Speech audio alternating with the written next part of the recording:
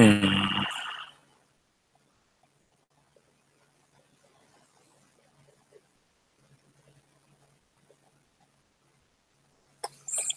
Echo, turn on Sarah.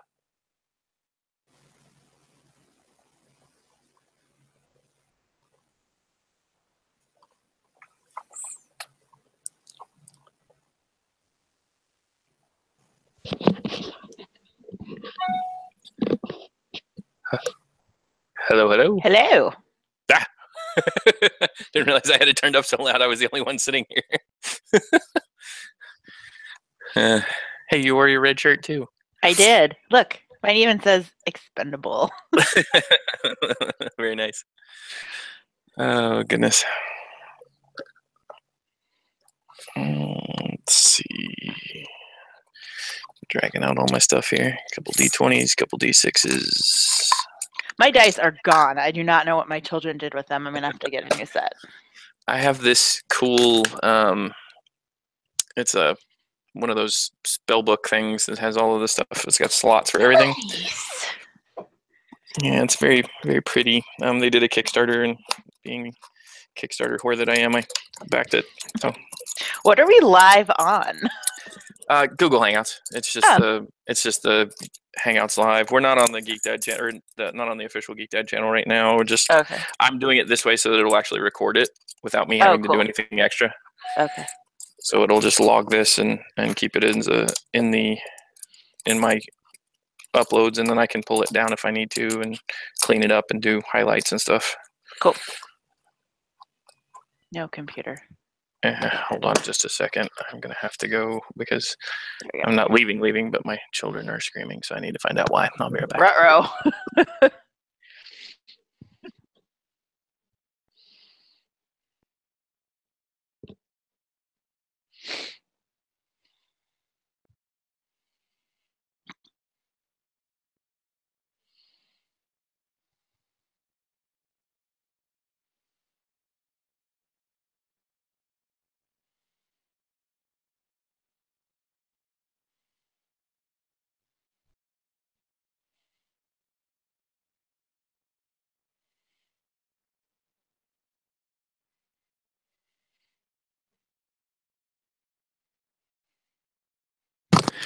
All right, there we go. That's better. Turns out they were just yelling. Oh, okay. Well, they do that. Right. My house is eerily quiet. Mine is typically loud. Yeah, that's loud as usual, however you want to say it. I miss them much more quickly than I usually do. I understand that one. I usually don't last very long. When my kids are gone, it's usually like, okay, let's go get them. They're having All fun. right. They got to be junior rangers today. Oh, that's cool. They're at Yellowstone. I figured they were probably somewhere woodsy if they're being called rangers. Yeah. That's really cool. I don't know that anyone in my family right now would take our kids for a trip like that just yet. They're good kids, but man, are they still really little. So we'll see. Eventually. Yeah, Izzy's pretty easy now. So yeah, exactly. Once you cross that 5.5, 6 threshold, that's usually not. There's so bad. also 4 adults to 2 kids because it's John, his parents, and my sister-in-law, and just the 2 kids. Oh, that's awesome. That's actually really good numbers. Yeah. I'd take those odds any day. All right. Well, so do you have your manual with you, just to double check to make sure I'm not telling people wrong things here? I do. I have it pulled up. Yeah. So since you wanted, this actually worked out well since there's nobody else here. Since you wanted to do the Vulcan, it actually makes it really easy for you. You can skip the species because you can actually do a random. This has random tables for every single thing. So like you can, when you're doing character creation, you could just roll it up completely randomly. And the reason they do that is like all of the characters I was talking about, like the red shirt type characters, those all end up. Basically, they are you can roll them up really, really quickly just using one of these doing one of these sets of tables. Cool. And so they're going to make up, like if you send out an away party and you've got 4 or 5 people in that away party, but they're not the main characters, you can run those away missions with the players as the NPC characters, basically. Cool. So basically, if only one of your command staff is going, and then the other 4 people or whatever are going to be sitting there doing nothing, instead they take on the roles of all the red shirts. Oh, And that's cool. yeah, so it's a neat little mechanic specifically. That's it's a very Star Trek kind of thing. Um, but then it gives you, like, you can as you're creating your own character, you can also kind of figure out what you want to do. You want to figure out what environment you kind of came up in, and if you have a set of values or what upbringing you had, those kinds of things, and the ethics that's kind of all determined by your upbringing. So then it lets you choose based on what you've rolled there. Then you can select your which track you belong to, and which part of Starfleet Academy you go to. So it basically puts you on rails, but still gives you a nice randomization if you don't want, if you don't have a whole setup in mind. So that's like I was telling Jamie, you don't have to have any kind of forethought if you don't want to. If you have some things that you do want to add in there, you can always kind of tilt toward those things. So you can roll the dice if you want to, or not roll them if you don't want to, at every point, which is really cool. Cool. Yeah, it takes some of the heavy lifting out, which is exactly what we need for quick and dirty streams like this. Since I figure this will just be a placeholder until Mike gets unbusy. Yeah, we can switch off. It's good to do more than one thing. Sure. Oh, and that's like we were talking about it. If we get access to some of the other RPG stuff, it would be awesome to kind of try out other worlds. Yeah, I mean, I'm hoping we'll make some contacts at PAX at Unplugged. Sure. I mean, I've already got a decent connection with the Thornwatch folks, so that's one that's eventually probably going to come out as a RPG. I'm getting the Table Titans, their whole RPG thing that they ran, and I know some of those guys too. So, but yeah, there's all kinds of new stuff that's coming out. I actually just bought a couple weeks back. I bought the Fate Core books, and then there's actually a Fate sort of rapid. Just a quick, get up and running. And the fate system is really straightforward. It just uses the pluses and minuses. It's the dice that have 2 pluses, 2 minuses, and 2 blank sides. And cool. And so you basically just get very straightforward math on that. Cool. And you can actually create any world you want. It's just designed to be used as a system for building things off of. Sweet. Let's see. Trying to think if there's anything else before we get started, but I don't think there is, because like I said, this will just be mainly character creation stuff.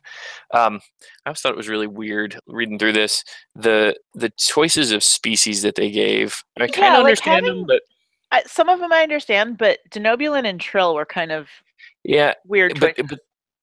But and then there are some that are missing. Like, why is there no choice? I mean, I guess I understand that Worf at this time point is the only Klingon, but why is there no Klingon? Is that going to be? I'm wondering if they're going to have like a Klingon Romulan kind of expansion stuff. So they're already planning ahead for species and new books and new stuff. So, but I mean, and I kind of understand, because a lot of these species are the ones that, like the Tellarite and the Trill and the Denobulin, they actually got retconned into being sort of original based on Enterprise. So they're some of the original members, the founding members of the Federation. So that's why I think they got included. But it's just interesting. Ferengi would have been nice, like something that was a little more alien, morally ambiguous. Yeah, that would have been, for sure. Your chaotic neutrals, you definitely want to have a. I mean, and actually, Tellarite fits that. Andoran's kind of weird. Andoran's more aggressive, but Andoran was weird too. Yeah. They're relatively they're just they're odd, but they are definitely a primary species in terms of the Federation. And then I really want somebody to choose a Betazoid and be a full blown Betazoid, not a halfling like Troy was, just so that they can read everybody's minds. And I think Jamie should do that. That's kind of what I was thinking. We'll see. And I can still hide my assassin status because I'm Vulcan. Yeah, there you go. That'll be fun. Yep, I think you'll be all set there. Let's see. Oh, it's just sorry rock. Okay.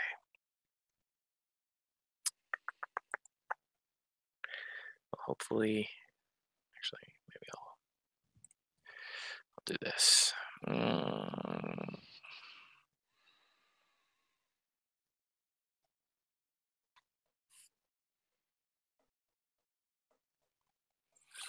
Just as a reminder.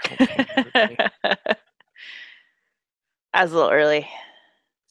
Yeah, it's all good, and I know they'll be trickling in, but I just I was gonna try to write when I got home from work, but I was fried. I'm like, I'm just gonna watch Daredevil.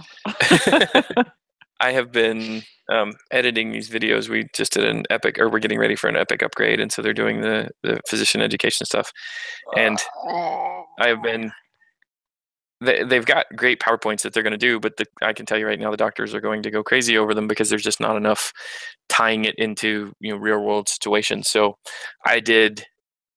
I did like a single video of all of the stuff that really is going to be most applicable to ambulatory, and now I'm breaking it up into 5-minute chunks so that and figuring out where those breakpoints are and making sure the audio cuts the right way. That's a good idea. That's what I'm working on right now. Yeah, so we'll see what happens, but it's kind of the education folks didn't think they would have time to incorporate doing the scenario into their education stuff. They're just going to be going through the PowerPoint, and so because the first session I think is tomorrow. They didn't really have a way to fix it, and of course they didn't bring that to us until last week. So right, of course, we'll see. All right, maybe no. There we go.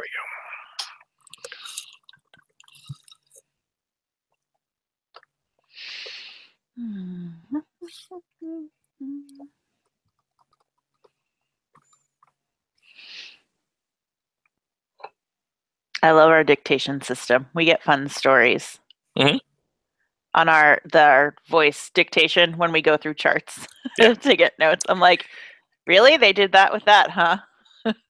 They're nuts. Dragon, is that what we have? Yeah, probably. Yeah, Dragon is Nuance basically runs the world in terms of medical dictation.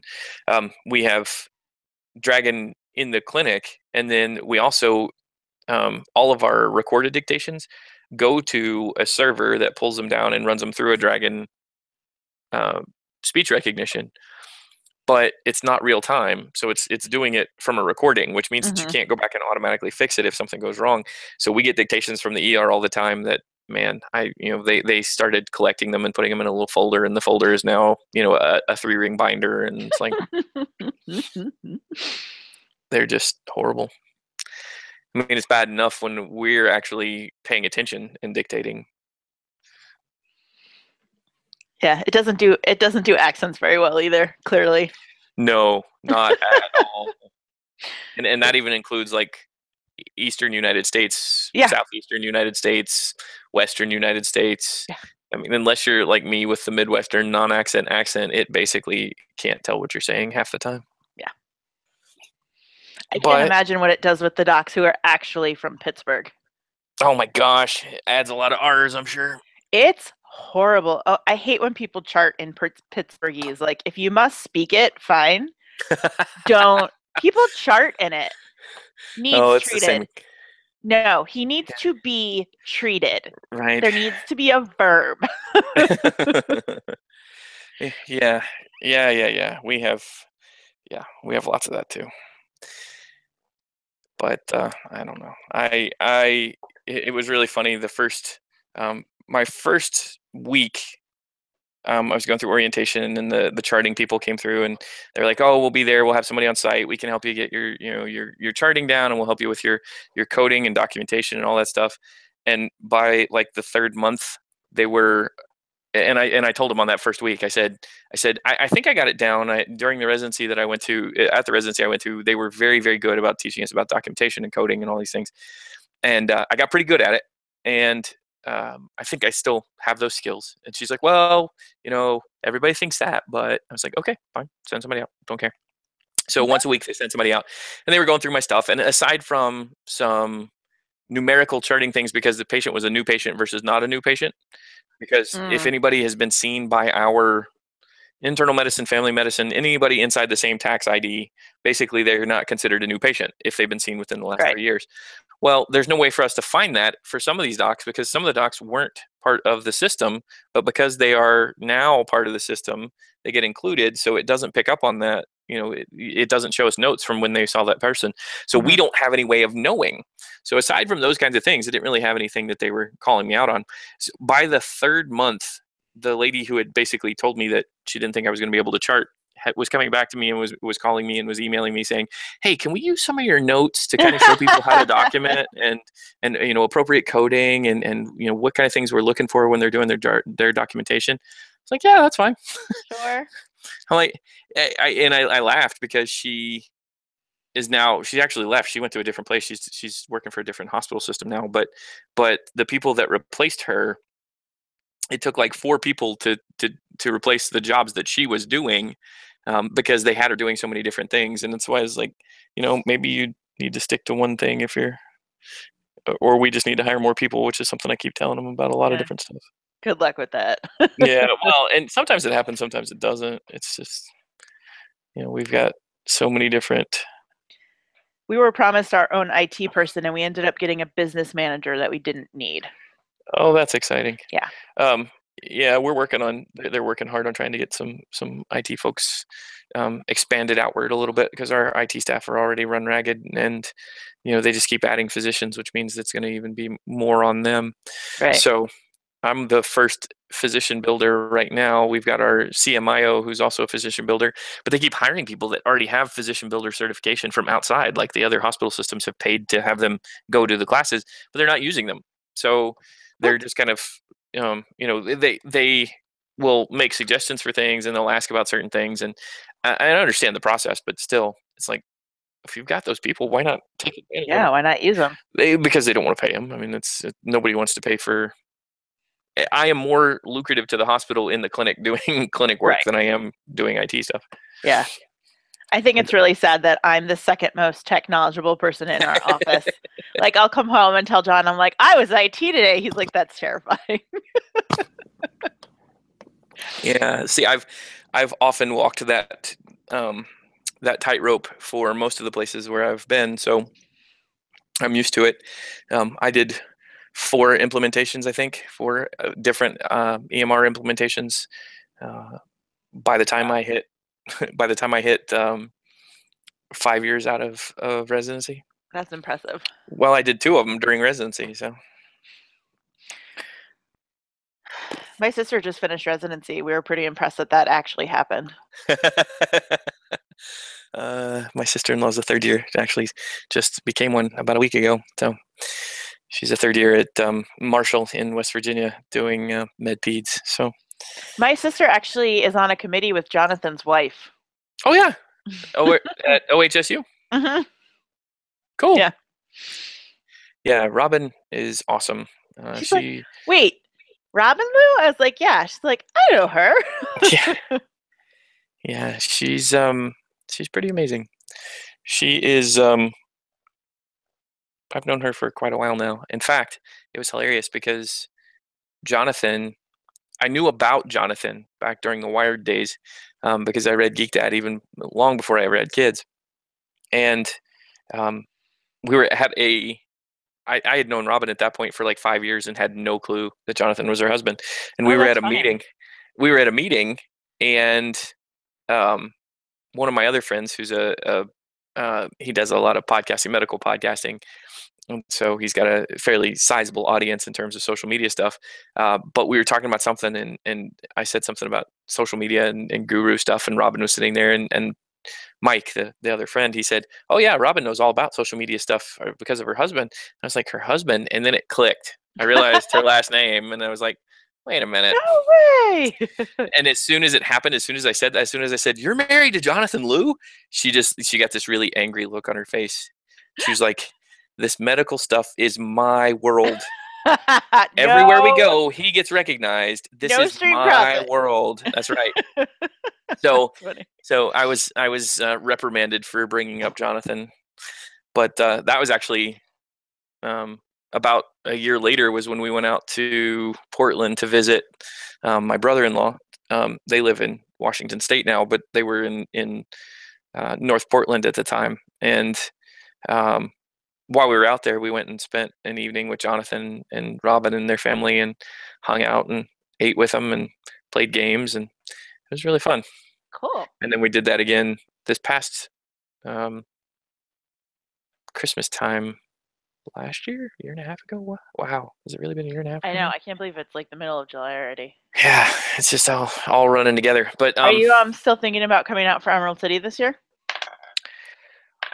We will see. I have no clue. I've been trying to get out for everything. What we've looked at now, because we're going to Gen Con in August. Mm-hmm. We're thinking about doing. I'm still trying to talk Sarah into doing PAX Unplugged. Oh, we can all get a house together. It won't even be that expensive. Exactly, and that's kind of what I was thinking. Is if I can talk her into going, and we're all going, then it will be easier, and everybody will be kind of hanging out together, so it won't be as kind of fractured as some of these other things are.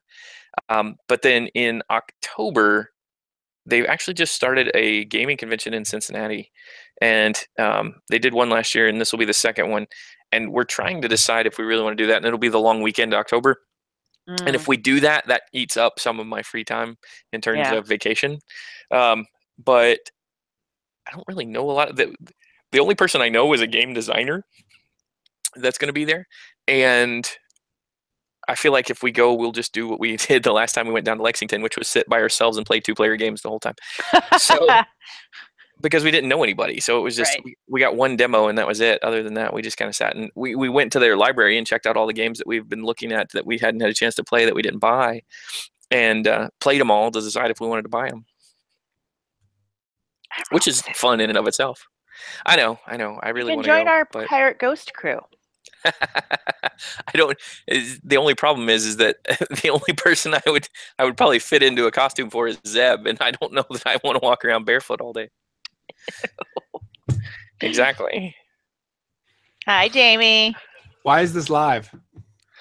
Because I just kicked it up into I'm recording it. It just saves me the step of having to record locally on my machine. Got it. Okay. Because that eats processor cycles. I just recorded podcast intros and stuff with Sam. So I need to just step out, make sure my kids are not setting the house on fire for like 5 minutes, and then I'll be back. All right? You're good. That's fine. I'm gonna check on mine while you're doing that. All right, I have no kids right now. I'm gonna stay logged in, but I'm just gonna mute everything. All right?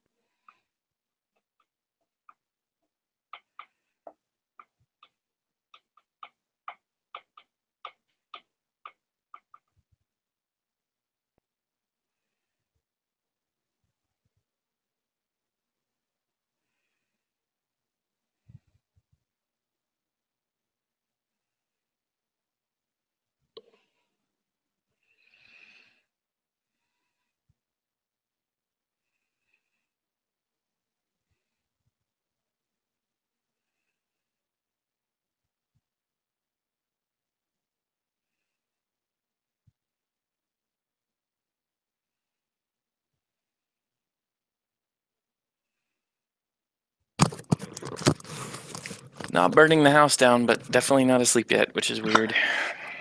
I was gonna say they're little. Yeah, and they're usually in bed and asleep by 7. I put them to bed at 7, and then went back at 7:30. And so Sarah is working tonight. She picked up a shift today, and she's going to be home about 9:30. So I'm expecting that they'll be falling asleep about 5 minutes before she walks through the door. Well, at least it's not 5 minutes after. Well, and that may still happen. Of course, if it's 5 minutes after. If it's 5 minutes after, it won't be 5. It'll be 20 or 30. So. Mommy. Exactly. Which is fine. I don't. It's whatever. Does she do hospital or retail? Hospital. She would not do retail if they paid her. Well, that's actually why, not because of payment, but they do pay better in retail than they do in the hospital. But God, that initially, must be so boring, though. it's not just boring; it's dealing with the people. They're she was so when she was in pharmacy school, she did the intern job at one of the retail places there in town at one of the Walgreens, and they used to override the pharmacy. Like the manager for the entire, or for the just the store, could override the pharmacy manager if somebody came in and complained about something. Are you serious? So yeah, so like things that were actually medically dangerous, they would override them if there was a problem. And so that kind of, Oh my God. yeah, and I think they've changed some of that up. They've had to, just because of the law, but before, 10 years ago, it was not good. So that left a bad taste in her mouth, and she just never went back. Yeah, I bet. So she did hospital at the hospital where I did my residency, and then she did when we came back up here, she got a hospital job at the competitor to the hospital that I work for right now. So we're on both sides of the river. Well, I work for UPMC, and my dad works for Allegheny Health Network. So yeah, that's my dad and I started out independent, and then I went to work for a corporate group for about 3 years, and then while the girls were little, and that gave me nights and weekends free, and I wasn't on call. Nice. Yeah, and I was still making average salary for family medicine, which was nice because we could pay back our loans. But still working on that. But yeah, right. Yeah, the rest of my life probably. But now that they're bigger and they're in school and stuff, I actually came back to work with my dad. While I was gone, though, he sold the practice to one of the hospital groups, and so we are now with that other hospital group. And then Sarah works for the primary hospital group. And what's funny is we actually admit to the hospital where Sarah works, but we're not employed by the hospital where Sarah works. Okay, so, gotcha. So we have, admitting privileges and access to the system and everything, but complicated. Yeah, it's fun, but it's still, it's the same as everything else. There's always a bigger fish. Yeah. Well, I actually tried to switch sides because apparently starting ultrasound techs in Allegheny Health Network make more than I do. I've been a nurse for 10 years, and I have been at UPMC for 5. Yeah, it blows my mind how, like here in Northern Kentucky, there is one hospital system. They owned 6 hospitals. They started with 3, they moved to 4, and then they bought 2 more. Actually, I take that back. They started with 2, they went to 4, and then they bought 2 more, so they had 6. And then they shut down one of those 6, so they're back down to 5. But they're the only hospital system in Northern Kentucky. You have to cross the river to get to another hospital system as far as inpatient care goes. But it's not a monopoly because you can cross the river. You can go right across the river, except if you have Kentucky Medicaid, because of course Ohio doesn't accept Kentucky Medicaid. So it's just this awful kind of environment right now, and it's so much focus on the unimportant stuff. It's like that here too, obviously. It's like that everywhere. Well, it's like you were saying with the documentation before, we have an issue because UPMC has purchased so many other hospitals recently that we have people who have 4 different medical records because they have old medical records from when the hospital was independent, and then they have the UPMC medical records, and it's a mess. Yep. We have to pull from multiple systems because everybody around here uses Epic, at least, which is nice, so that we can pull through care everywhere. But until it's not even going to be live in 17. This upgrade will get some of it, but with a 2018 upgrade, they're already trying to integrate that better and get rid of duplications and do some other stuff automatically. But I went back in May, I went to the XGM, their big conference that they do every year, and they talk about all of the coming attractions and stuff. One of the coolest things they showed was they've actually got a voice assistant, so like a digital physician assistant, basically. So you can talk to the computer and ask, okay, show me colonoscopies for this patient in the last 10 years. Nice. Yeah, and it will just do it. So that's still, probably 2-3 years out, but they were showing some working prototype stuff, and it was pretty impressive. So that's really cool. Yeah, it'll be nice. There'll be a lot less complaining about. What do you mean you don't have my? Right. Well, Did I mean, you send it over? Right. Well, first I didn't want to sign the consent. Yeah, we won't even go there. That's usually not signing the consent. Usually means that they're, drug seekers or some other wonderful variant thereof. All right. Well, everybody else is muted. Hopefully, they're still alive. Sam was there. I don't know if she got bored. Yeah, I was just saying, sorry. Sam's eating and didn't want you guys to have to listen and watch that while you were chatting. That's all good. Will! Oh, no, that wasn't Will. I thought that was Will. Wasn't Will coming? I don't know. I didn't see anybody pop live. My phone usually... He said he would be late because he had to get Hazel to bed. Aw, Hazel's so cute. Mm-hmm. I can't wait to see them again. Owen and I are buddies now. He hung out with me while Will did a panel last year, so now he decided he likes me. That's good.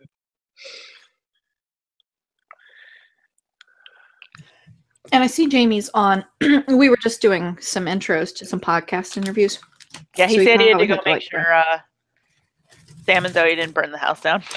Yeah, that's always a good thing to check on.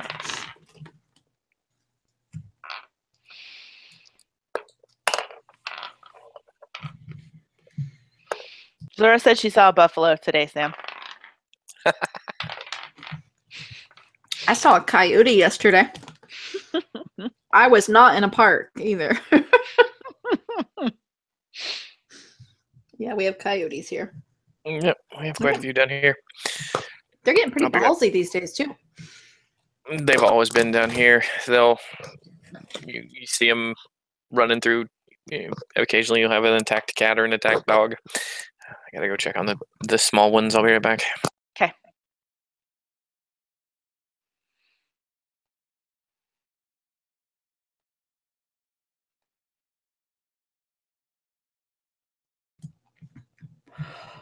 Oh, I was still so hungry.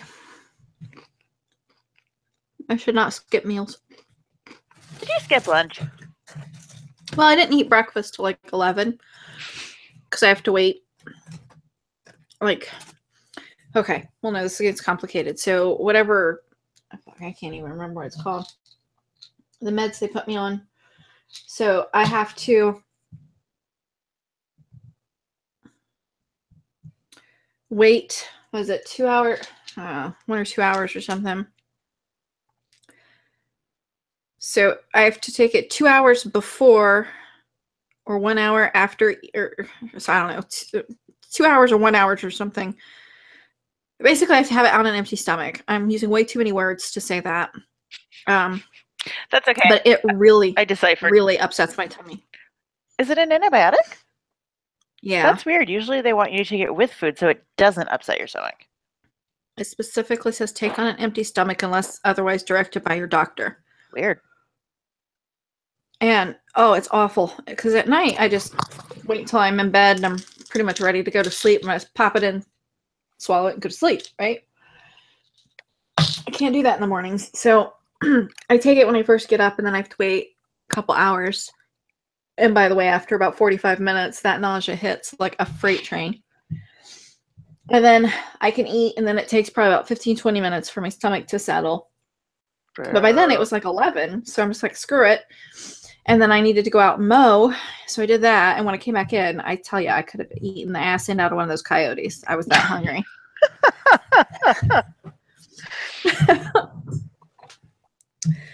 Oh.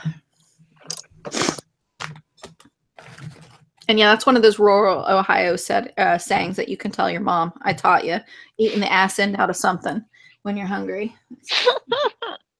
You do if you don't murder me and chop my body up. Well, I'm gonna have to eat the ass end out of something. Apparently, it's gonna be you.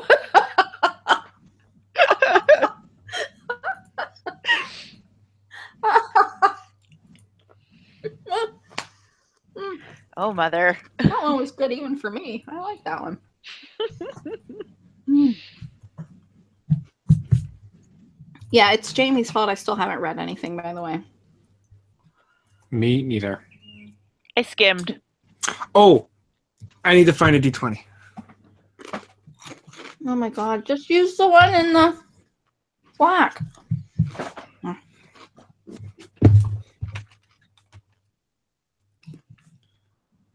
Oh, shit, Jamie, I have to send you questions for tomorrow, don't I? Yeah, it's okay. I don't have a single one yet. I have them written down somewhere. I'll find them. What do you think the odds are there's a D20 in the Pathfinder beginner box? Yeah, I think pretty good. Probably pretty good. Yep. Are the kids getting excited, Jamie?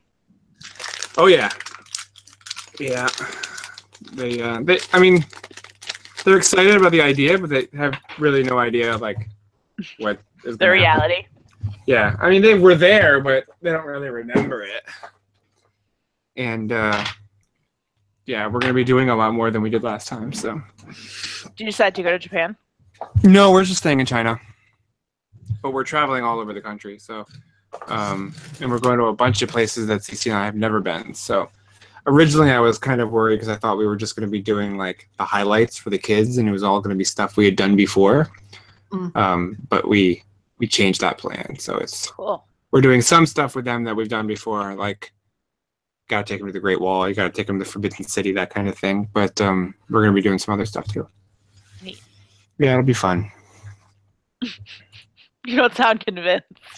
It's just I'm looking at my to-do list for the next week and a half, and it's a little overwhelming. Oh, the other thing Izzy and Zora were excited about is they can see Old Faithful from like the porch of their hotel. Nice. Yeah. They saw an elk and a buffalo. That's pretty cool. Usually we have to go to the zoo, so. Although we do have deer roam through our neighborhood periodically.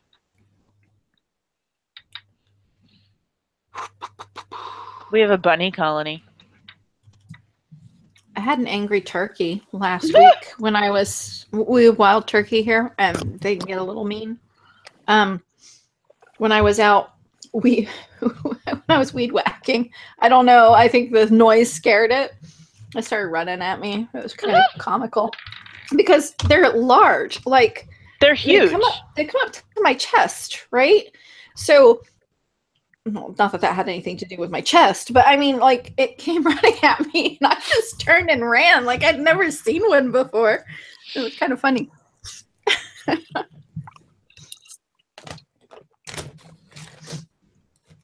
Did you two already do your part?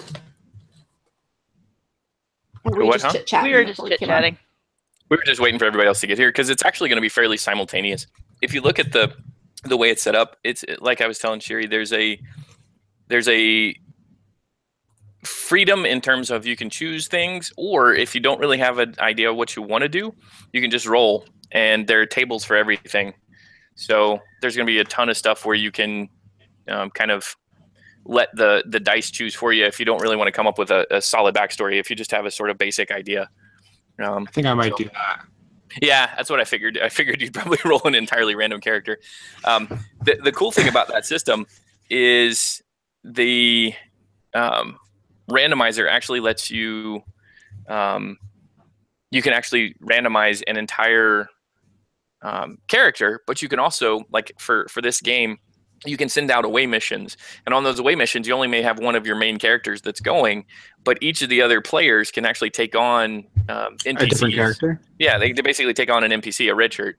Cool. And those can be rolled up really just like you don't do all the attributes, but you roll up a set of them so that you got some rules to follow, kind of if they're going to get into battle or whatever, or if they're going exploring or whatever. And then that way you don't have to have a bunch of people just sitting around doing nothing while one person controls everything. So, well, like you told Mike and Ryan, that makes it easier for them to like drop in randomly if they want. Oh yeah, to. for sure. Yeah, they can drop in and pick up one of those characters, or if they want to roll one, they can roll take some initiative and kind of have, if they have an idea of a type of character they want or whatever.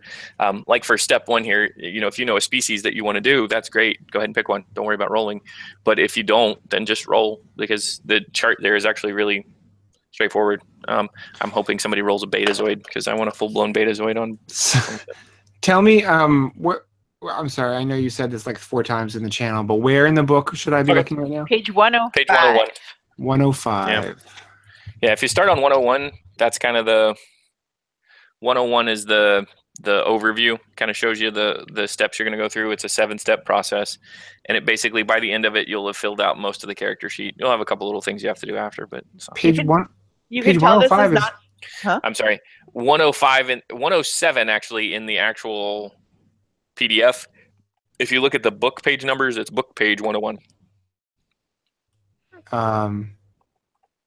Yeah, neither of those is right.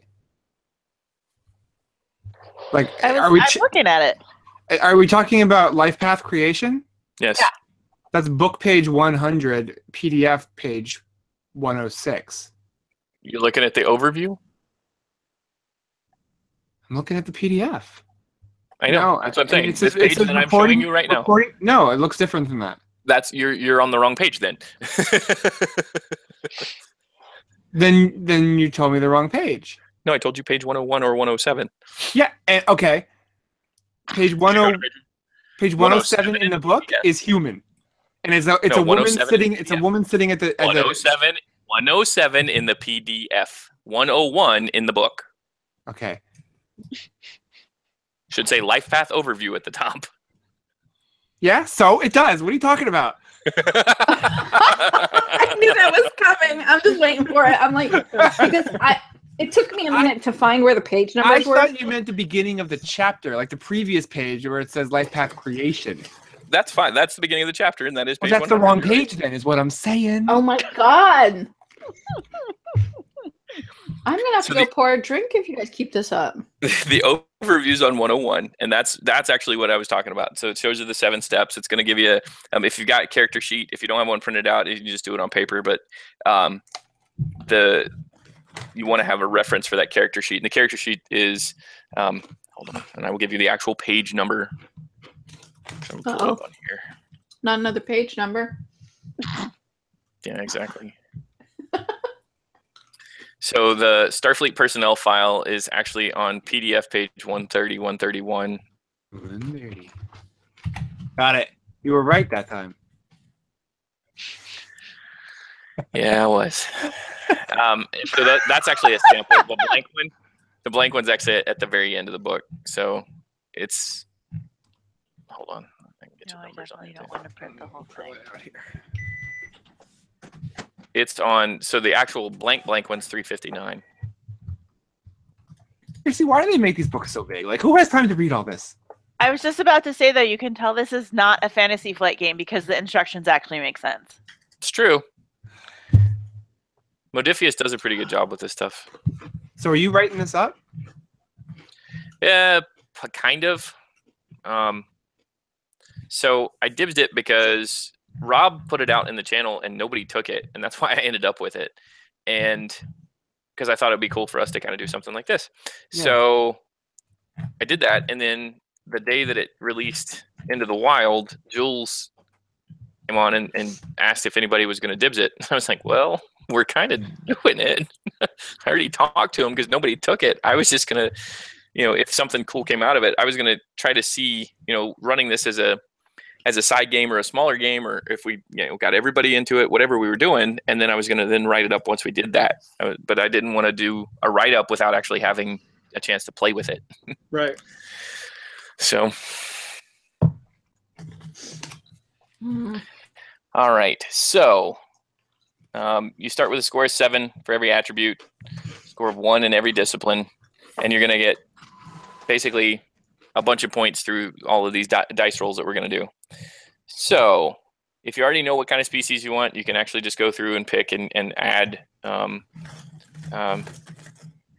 the attributes and traits and talents that are listed for that species. So on those following pages, the human page that you were talking about, the lady sitting yelling over her shoulder. Yes. But if you don't know, or if you want to randomize it a bit, it's a D20, and the chart is on the next page from that life path overview. And so you roll your D20, and it's the third column well, fourth column technically, but the third column of numbers will tell you which species. So we're doing next generation, right? Correct. Okay. That was the consensus. And I already decided I want to be Vulcan. Correct. All right. So you can go ahead and add in. So in your case, you would add in the Sorry. the +1 control, +1 fitness, +1 reason, Okay. and then the trait of Vulcan. Okay. So I think I'm going to do like a totally random character unless I double up on somebody else. No. So, like, if I end up with Vulcan, I'm not going to do that. I think that's cool. Oh, fuck, I'm a Bajoran. There isn't one, so you have to be it now. You have to be it. Ha ha ha. I'm a Bajoran. Oh, that's great. Okay. I finally got my character. Oh, motherfucker! Why will it not print the second sheet?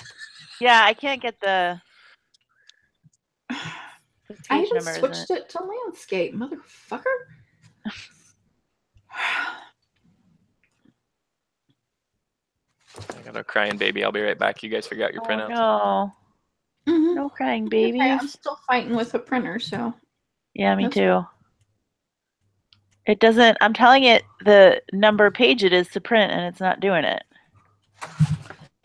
Well, I printed current page for the first page and it was fine. Scroll down to the next one. No matter which way I tell it to print it oh, I still have my Prints as camera landscape. on. Yeah, well, yeah, it prints like half of it. Oh, I'm bringing that the smuggler extra book to the cabin, Sam. To No Pants Land. To No Pants Land. I think you guys need to like post a picture of like your legs or something and say we're no pants. You know, like hashtag no pants. Uh-huh. Yeah. We'll do that in the hot tub too. Ooh. No. Yeah. No.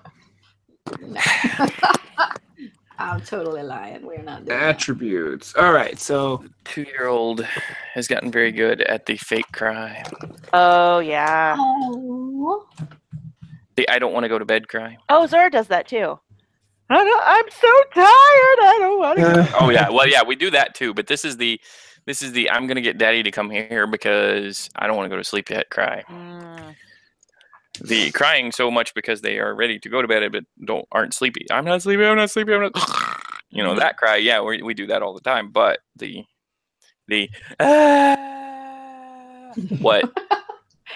I want to drink water. Yeah. Okay.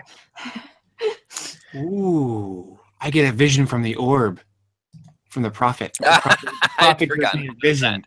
That's the prophet. Oh man, DS9. Yeah. So. This is good because I'm watching DS9 right now. Hey, there you go. Yeah. So you're gonna know more about this than I do because I haven't watched DS9 in about 10 years. So yeah, so get your Bajoran trait, your talent. You can choose one or both. I would say it's up to you. I would say one. Pick one out of that set of talents, basically, What's the out of the ones difference? for the species. Well, I mean, why would you pick one, or why wouldn't you pick both? Well, actually, I don't think you can pick both on the first try. When you're doing it this way. If you're doing it the other way, so there's a second, like if you go to the next chapter, there's a whole nother way of rolling a character, which it more like kind of a traditional thing. So rather than mixing those up, I would say just pick one. I know exactly which one I'm taking. So if you're just picking your species, just pick a Just choose Valid. one for now. Yeah, just Okay. choose one. Try to stay close to the randomizer here. Okay. I'm trying to get my overview back up here on my side screen. All right, so once you got all that, what species did you end up with, Sam? I have no idea. The PDF keeps going blank. And then reloading, and then I'll scroll a couple pages and it's blank again. I don't know. So roll a d20 and I'll tell you which one you get. I'm getting pissed. Now she's on a mission. No, I know. To explore strange new worlds. They actually updated these PDFs, and I didn't really find any changes. I went like page by page for this section, and there wasn't anything new, so I didn't send out the new one. But Hey, Jamie. Yeah. This bag of dice, $12 on Amazon. See, why do I need that many? I have one of those that's it's a black felt bag, but it was the same thing. Yeah. I have one. I found one. That's all I need. I have mine in this cool little box here. No, because if you play enough of these games, you'll realize that eventually they become cursed. Oh. And you start rolling multiple ones, so then you switch to a different one. Like the one that just rolled me up a Joran? Yes, I rolled a 16. So 16 is a Tellarite. What the fuck's a Tellarite? So those are, I'm trying to think of the character that has that, it's a, who the heck was that in the beard? Well, yeah, that's here, but I'm trying to think on the show who was a Tellarite. I gotta look it up now. They only have 3 fingers. Who the heck was it? Oh, it's from the original series. That guy with the pig nose. Yes, there you go. How do you spell that? Oh, dude, you are ugly. Tellarite. Tellarite. Yeah. Here's a quote from Sarek. Tellarites do not argue for a reason. They simply argue. That's right. They're argumentative. They are a stout humanoid species with distinctive snouts. Her suit, too. Snout? Yeah, your suit. I told you, you're ugly. That's fitting. Go look it up on Memory Alpha. Stop. Which page am I looking at? 108 in the book, or 114 of the 114 of the PDF. Motherfucker, that one's not showing.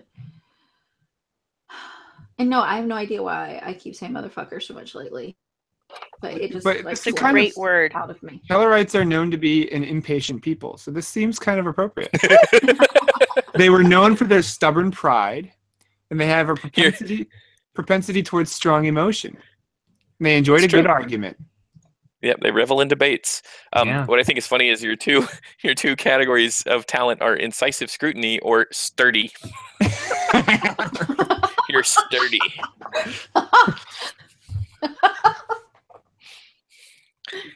Oh man, okay. I cannot get page 114 to show. It just keeps showing up like. Let me see. Hold on. I'll see if I can screen share and see if it'll actually. Oh, did you get it? One of us could have been a trill. Oh, what are you? Who? You. The game master? Oh, that's right. You're the game master. He's nobody. I'm gonna be all kinds of things. All right. So I'm a Tellarite. I need another piece of paper. I'm taking Kolinar as my talent. I think that's a good one. I figured you'd take it or nerve pinch, one of the two. Like a pinch on the neck from Mr. Spock. If we're going into Beastie Boys land, there's going to be some screaming about Brooklyn here in a moment because that's my favorite. Yeah.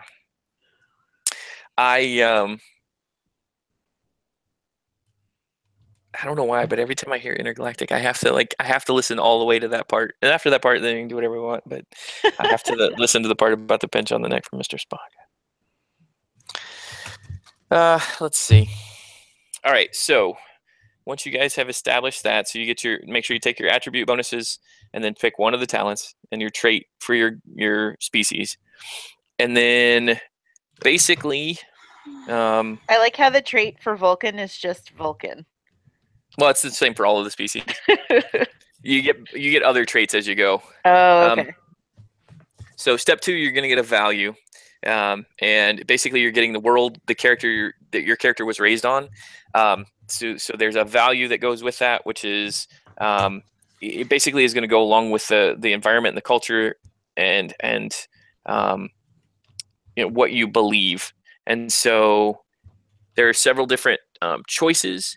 Homeworld, busy colony, isolated colony, frontier colony, starship or starbase, or another species world. So you can choose if you want to say that you grew up on your homeworld, or if you, if you're kind of more adventurous and want to roll for it, it's actually just a D6 roll. And you'll pick a talent, or a value that goes along with that kind of where you grew up.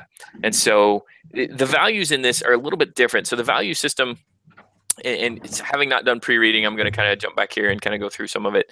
A value is basically, there's statements that are going to show what you believe. It can be moral. It's a structural kind of thing. So it's not like I hate chocolate. It is, it's your ethics. All people should get, a free shot at life and not be, held under the thumb of a dictator. And you can shorten that down so that it's only a few words. But basically, your values are going to be things that kind of establish who you are. They can be relationships. They can be bad or good relationships. You can hold a grudge against somebody, or you can have something that you think a species needs to be exterminated. The humans and Klingons, prime example. You could have, if you were a human, you could have all Klingons need to die as one of your values. So these values that you're coming up with are going to be based on, this first value is going to be based on the place where you were raised.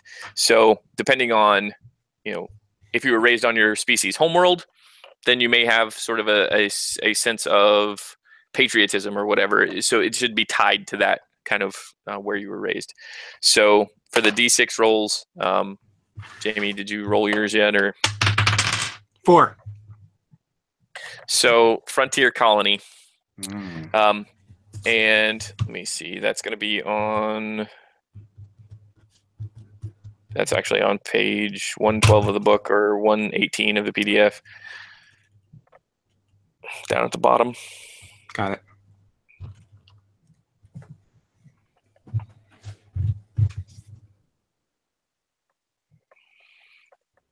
So thinking about where you were raised. Hold on a second. I think they're yelling for me again.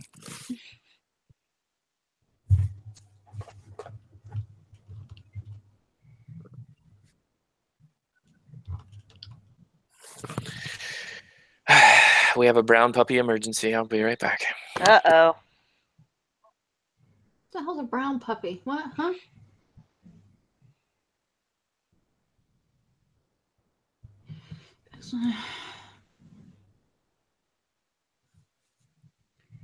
More acute perception of distance, depth, and dimension. Means I can eyeball somebody and size them up. That's what that means.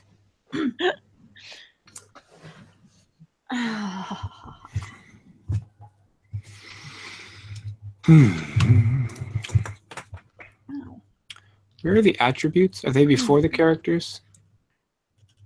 It was the first yellow in the list of things on my Oh, right I hand. found them. I got them. Yeah. So I can be. Okay.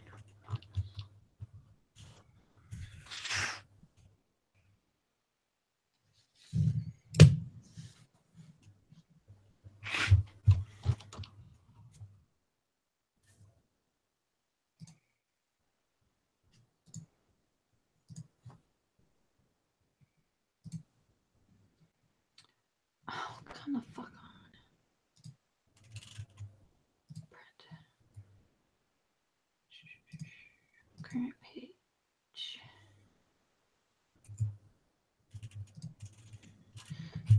Excuse me.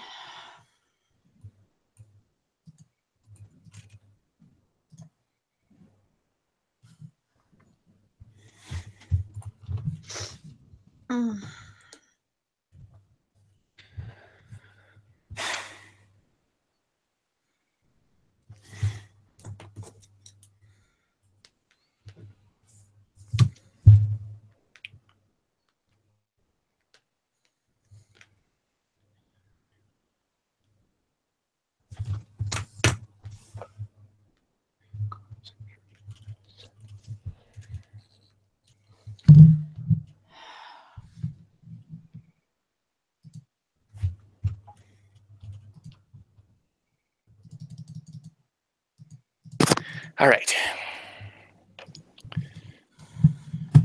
I really hate working for PDFs. I don't know if I've ever mentioned that. Just in Windows 10, it's just nothing but a pain in my ass. That's hilarious. I guess I have a subscription to the cloud, the Creative Cloud from Adobe. So I have the full version of Acrobat. So that's what I run them in.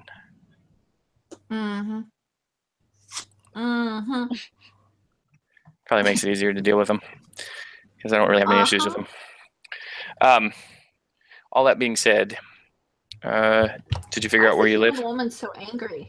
I don't know. Why is the human woman so angry? I just want to know who she's yelling at. No. Sorry, I was too busy trying to find something else that I was supposed to be doing because nothing was working right. So it was a D6 to find where you're from? Yep, okay. And I'll read off for you once you roll.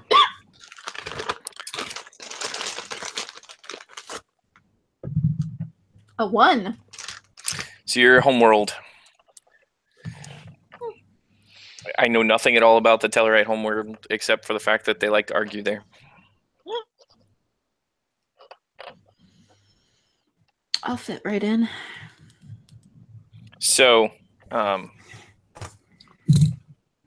so you figure out what you're talking about in terms of values, and then based on which one you got. So Jamie, you're also going to increase either control or fitness. Pick one to add +1. Did you I already did that, and I just did my discipline too. Okay, good. Did you decide which one you're going to do? Yes. Okay. Medicine. Okay. All right. All right. Sorry. The talents is I choose between the two. Choose one of the two. Right, but the values thing. What you were talking about that before again while I was fighting with the thing. Yeah, no worries. So that value is based on where you were raised. You're going to come up with a sentence that kind of describes your upbringing. So this is where you get to be a little more creative with your character. If you have a sort of blanket dislike of people from off world, or you could even be stereotypically Tellurite because you were raised on your homeworld, and say argument is good for the soul or whatever, but it's just going to be something that kind of defines your character.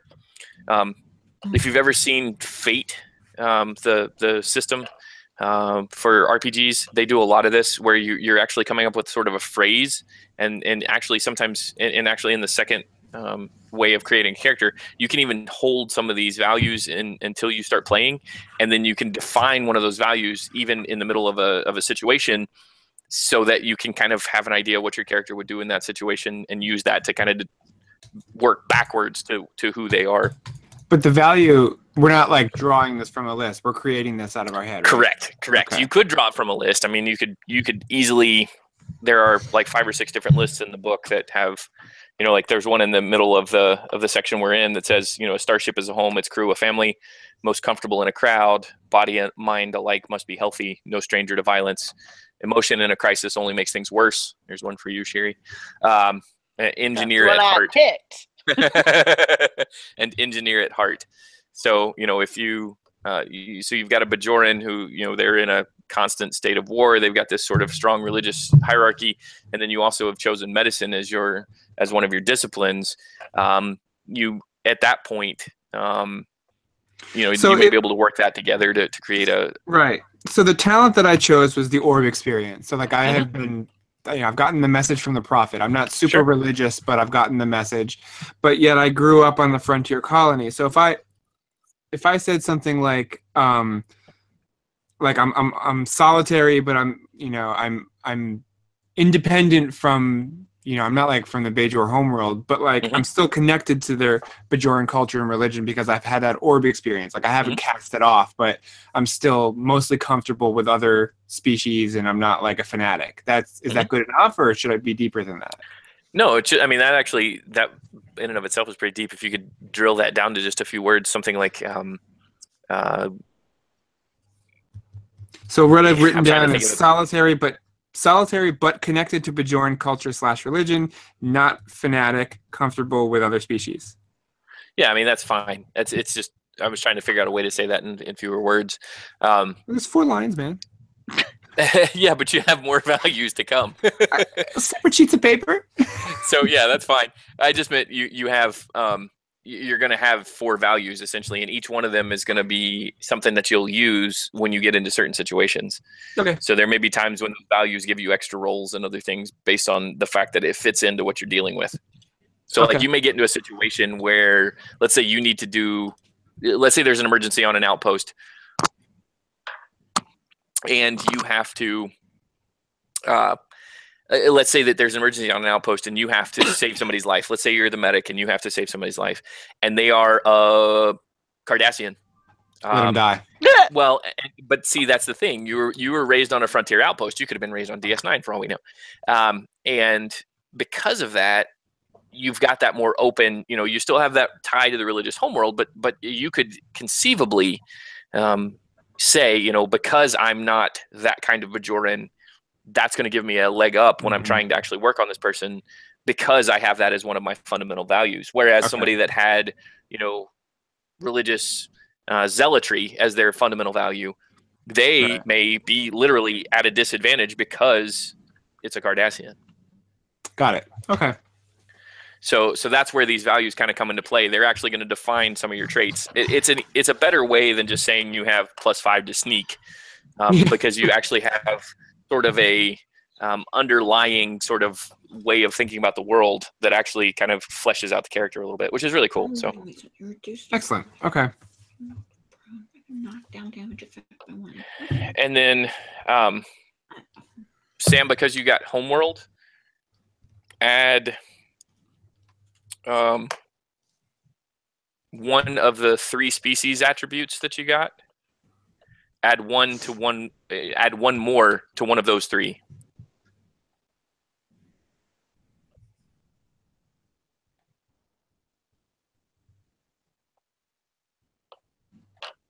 Who are you talking to? Sorry, I had to take my headphones out. I was talking to you.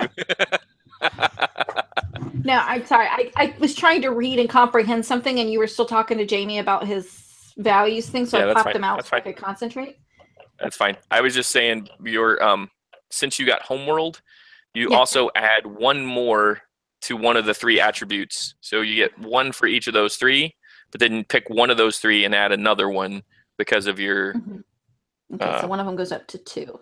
Correct, for your upbringing, your environment. Okay, did that. And I chose. And then by the way, sturdy. Yeah, that's actually a good trait. Even though it's got a horrible name, it's. I would say I was making fun of cool. it, but it's actually a good trait. You're harder to persuade and more physically resilient, so it's good.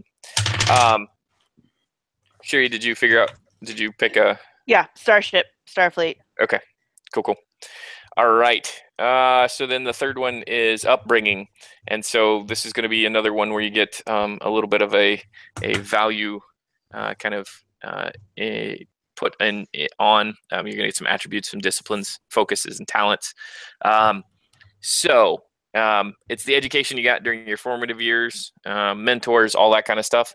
So there's another D6 table. So if you guys want to roll, or if you want to choose, Starfleet, business or trade, agriculture, rural, science and technology, artistic and creative, and diplomacy and politics are the 6 choices. 2. So that is business or trade. So for the attributes, mine is telling me that if I accepted it, then blah blah blah, or if I rebelled against it, then blah blah blah. Do I just choose one of the 2? Yeah, depending. Yeah, you just get to choose. Okay. It's another place where it kind of lets you write some of the story instead of just being a random roll. Okay. What did you roll? Artistic and creative. Ooh.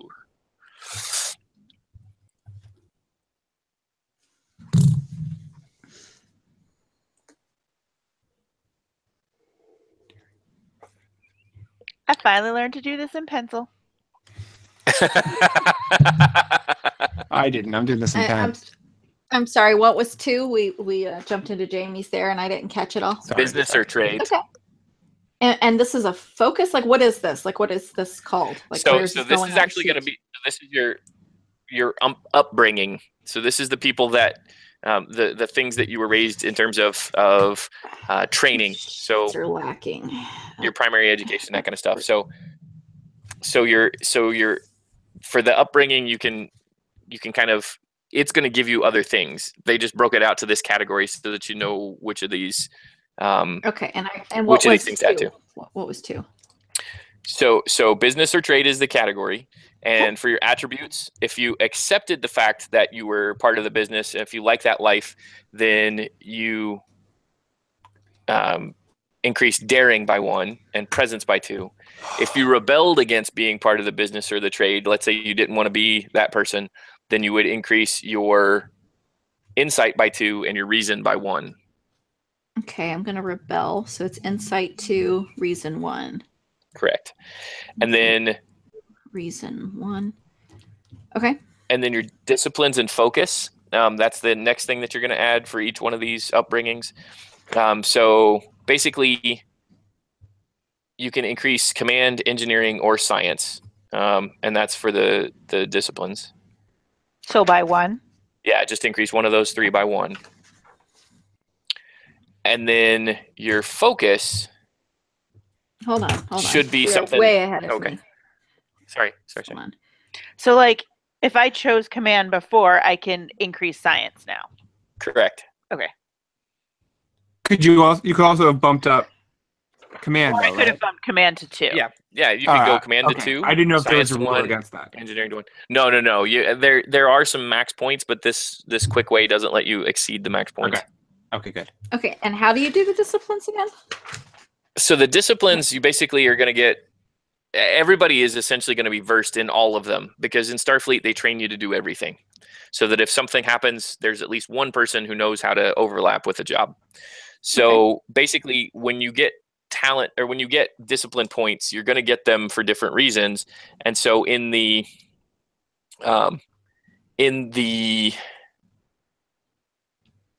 step 2, so when we did the environment, you got 1, and now you're getting another 1 for step 3. Okay, which is I this missed environment. I have no idea what you're talking about. Environment, I should already have 1. So environment was where you grew up.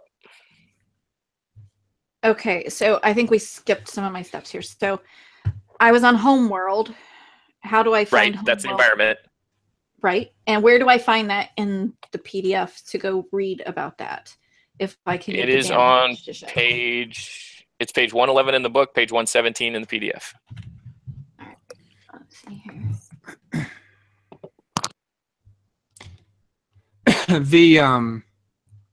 She's looking for that. So The focus. Mhm.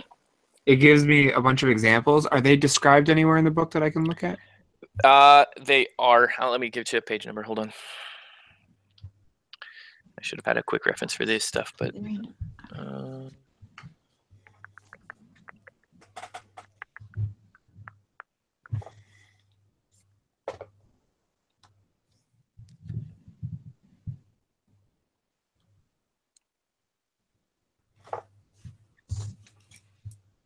page 100 in the PDF. Thank you. Actually, that's where we just were, wasn't it? Oh yeah, but hold on.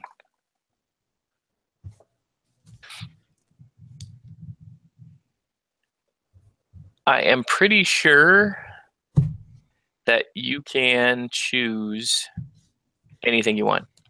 But they're not defined anywhere? Nope. All right, so I just kind of take them at their face value. Right. Well, I mean, you want to tie it back. If you're going to use the system that they're using, you want to tie it back to the upbringing. Got it. So, it just needs to be something that's going to go along with how you were raised. Okay. Or how you were trained.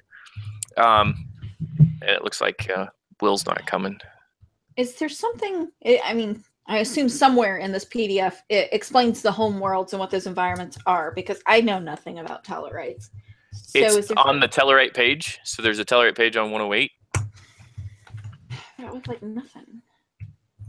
Yeah, there's not much there. Choose a different species, Sam? You can kind of make it up I need if to you want. read. I'm frustrated because I didn't get a chance to read anything. I don't like jumping around and not knowing stuff. I get frustrated and I get stuck on that point. Yeah, and the PDFs. White again. All right, I'll find it. Don't worry about it. I'll read through this. I'll figure it out. can't see any of these now. It's just so freaking annoying. I can screen share if you'd like, so you can see it. No, I'm good. I'm better on my own. I need to read. I don't do well when people try to give me highlights. Because I'm just gonna nitpick on something. I'm gonna want to know everything about this home planet and why he is the way he is. And yeah. See, the cool thing about it, especially with the Tellarites, is that there's not that much out there, so you can make up whatever you want. Great. No, that's not good for me. You might need a different species. Yeah, I'll think about that. Because you could keep everything else and just change the species. Yep. Yeah, I'll take a look, but I have to go. It's after 9:30. I still have laundry to do, the kid to bathe, and I have to get up at 6 a.m. So, sorry guys. That's okay. God, this PDF is pissing me off. Completely white again, every page. I'm gonna look for a new PDF viewer. Is what I'm gonna do. All right, I will talk to you guys later. Thank you. Yeah. Good night.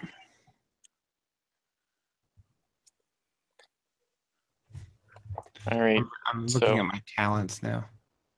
Okay. Did you go to the list? Did you find it? Yeah. Okay. Yeah. Yeah, there's a ton of stuff there. Am I gonna? Are you gonna what? I'm picking one that is just from that first list with the no requirements. That's available to everybody, or can I pick from one of the other lists? Like, hold on a second, let me double check something. Because the other ones are specific to disciplines. Yeah, my scrolling is backwards, and I'm trying to scroll on a Mac, and I'm on a PC. So give me a second, and I'll answer your question.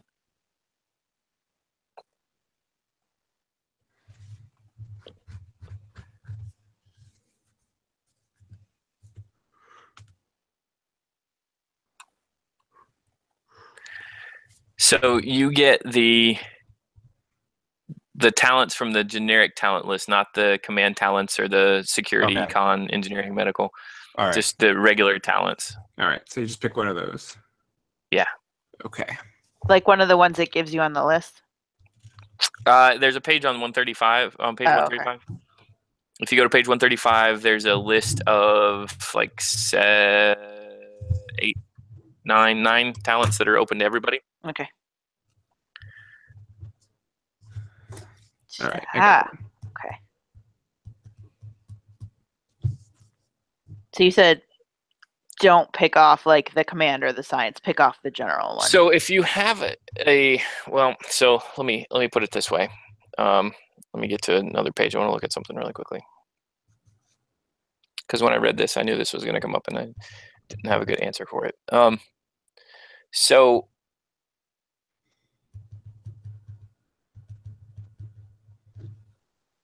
I'm assuming that because you've actually figured out a couple of different disciplines, that technically if you have a point in those disciplines, or if you have enough points in those disciplines, then you can potentially choose the others. The problem is that if you look at the prerequisites for all of these, they're all level 3 or level 4, except for there's a science 2, I think. And command 2. There's a command 2 also. Yeah, there are a couple of science 2s. There's one con 2. So technically, if you put both your points in the same one, you may be able to. Got it. But for the most part, it's going to be the generic talents for this tier.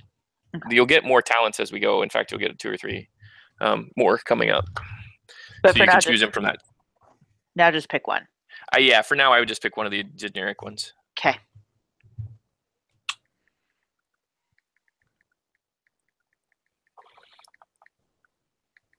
Wait, all right. So this is still just step 3, right? Correct. Okay. But it does speed up a bit. All right. Let's see. You're getting the hang of it because it's going to be repetitive after this point. Yeah. There's a couple of more roles too that are going to come in here. So like for step 4, it's the academy stuff. Yeah. So you pick your track at this point, and you can do that randomly with a roll 6, or you can actually choose command, operations, or sciences. So I guess I should start choosing rather than having the dice decide, since now I have like a basic character. Yeah, I mean, you can. It's fine. I would, if you wanted to do this completely randomly, I think that would actually probably be cool, just to see kind of what happens. All right, well, let me do that then. So let me Would see. you roll? No, I didn't roll yet. I want to get to the right page. There we go. Step 4. Start for the Academy. Command track. So command track.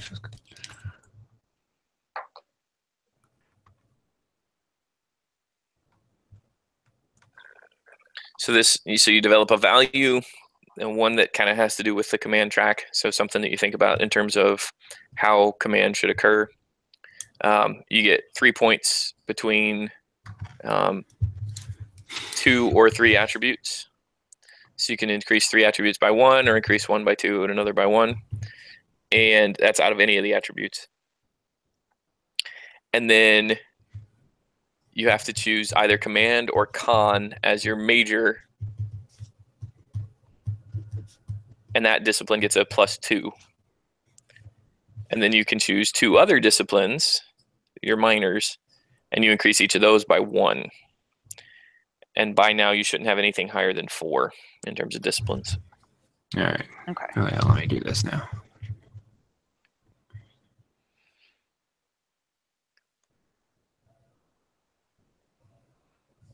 Okay. And then there are focuses, which is a whole nother set of things.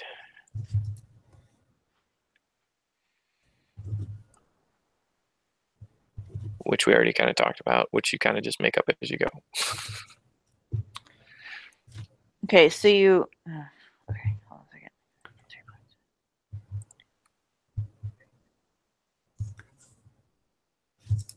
Okay.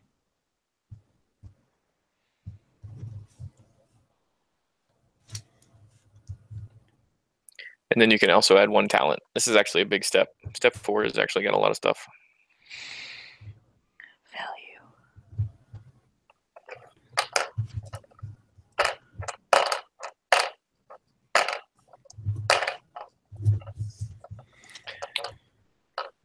I was kind of hoping, I pre-ordered a bunch of this stuff before I ever talked to the guy.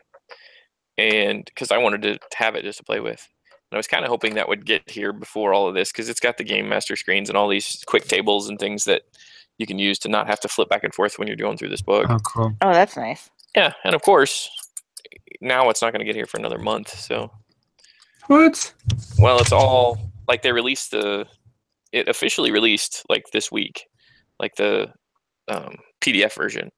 So I got it like 2 weeks early, but the all the hard copy stuff, it's a UK company, and so all of the stuff is available in England right now, but not in the States, and it won't be in the States until next month. So even the pre-order stuff won't be here until then.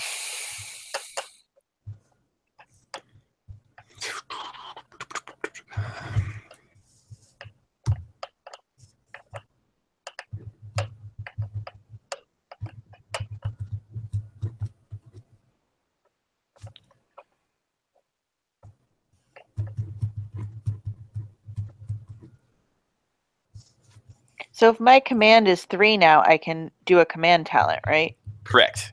Okay. Any talent that you can afford, you can do. And that's the case at all stages. It's just for most folks, unless you really double up on things, you're not going to be able to do most of the talents until the specific talents until you get higher up. Okay.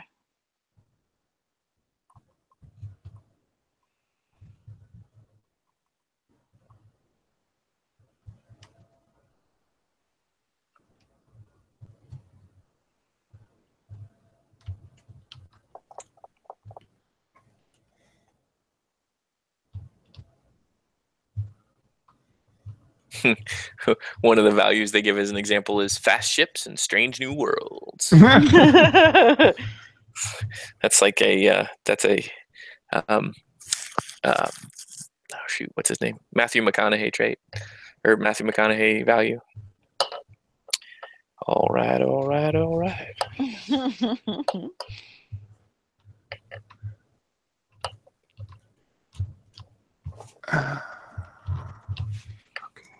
That's a talent, right? Okay.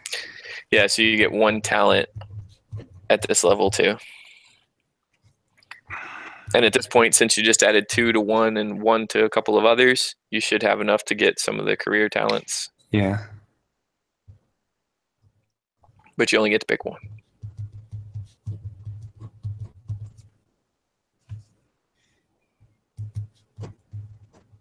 Did you choose command or con? Command. Interesting. There's actually some cool stuff in there. Okay. I think I've done step 4. Cool. Wait on Sherry. Make sure she's got all her stuff done. Yeah, I'm good. Career.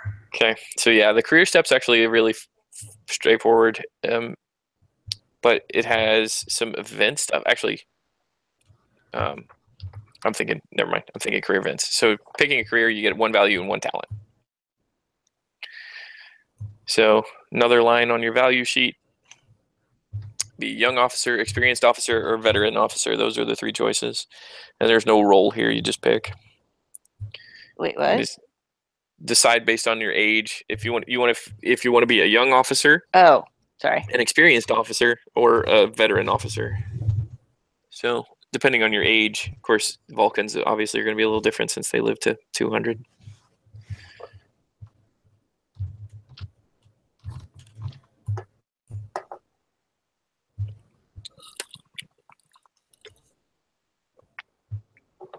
But that just gives you a value, and then you can pick another talent from the talent chart. Okay. And it's the next step 6. That's the really tricky one. So is this the rank? Not really. Where would we put this? Or just your rank will get. So this is actually a career thing, and it's really just deciding your value.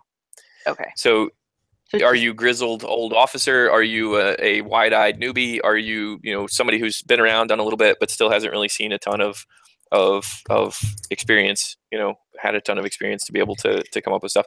And that just determines that next value, which is going to be sort of, oh, I've seen it all, done it all, or, oh, I'm, All right. So can my value be has seen shit you wouldn't believe? Sure. You can make it whatever you want, especially if you're a veteran officer. That would be appropriate. I chose experienced officer because I don't want to be an old guy. Yeah, no, I think it's appropriate. Okay. I mean, you're a Bajoran, so it's kind of, it comes with the territory. And a single talent, which may be chosen freely. Yep, any talent from any chain. Well, that you can afford. Yeah, okay.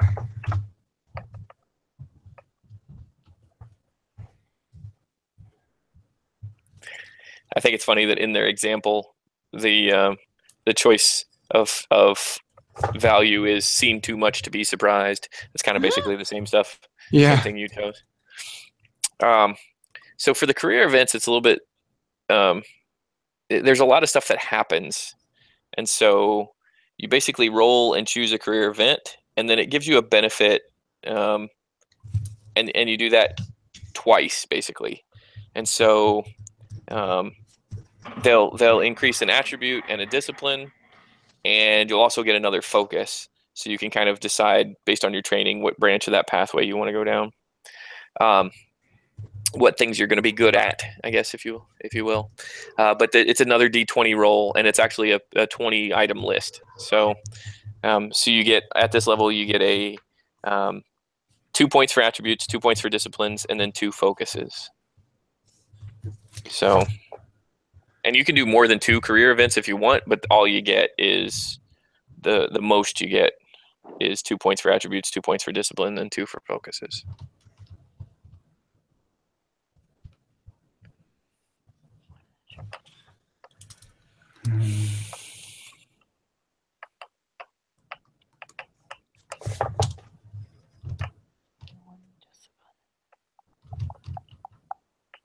Sorry, I'm talking to myself. You're fine. So let's see what I rolled. Mentored. That's pretty good. 15. Learns unique language. Ooh, that's fun. Ooh, that's a good one. It's 19. Breakthrough or invention. Oh, that's awesome. It tells you, your career event tells you which one increases. Yeah, it tells you. Yeah, it gives you an idea of which one you want. So technically, go ahead. No, go ahead. I was just going to technically, if you don't like the one you got, you can roll again. That's basically what it's telling you. On page 118, where the step 6 career event starts, these things on the right side of the page, age, untapped potential, veteran, are those just examples or what are those? Those are things that go along with how you would choose young officer versus experienced versus. Oh, it's just veteran. giving you more information. Correct. Okay. So that's not step 6. That's still related to step 5. That's correct. That's still all step 5. In fact, the example values on the next page are still related to step 5. Step 6 actually starts in the right-hand column of page 1. So what we're doing for step 6 here is rolling the d20, or I would roll d20. Yep, roll the d20 twice. Get both of those numbers. And I'm choosing 2. Yeah, you choose 2. Okay. You don't get more than 2. Okay. And do those go on my sheet somewhere?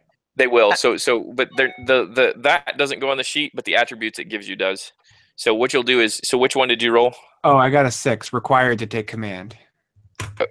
No, actually, 6 is encounter with a truly alien being. Oh, you're right. Encounter with a truly alien being. Okay. So you go to number 6 I go and find that. Yeah. Oh, and it tells you which attribute and which discipline, and then which focus is. Life form which is truly alien. It's pure energy. Something barely within the comprehension of humanoid life. You met the crystalline entity. I did. It's some godlike entity. Cool. Okay, let's see what I do here. What kind of creature? Oh, so that's just that forms a little bit of my backstory too. I have to decide what that creature was. Right. It's going to give you a little bit more. Because you also have your focuses there, and so you get to kind of decide based on what kind of creature it was, what kind of focus. Like the xenobiology focus would be a good one, because you can say that you're pretty good at interacting with new species and that kind of thing.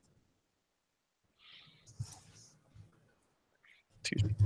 So all of these focuses that we're writing down, since they're not really like defined anywhere, like they seem open to interpretation, how do they come into play during the game?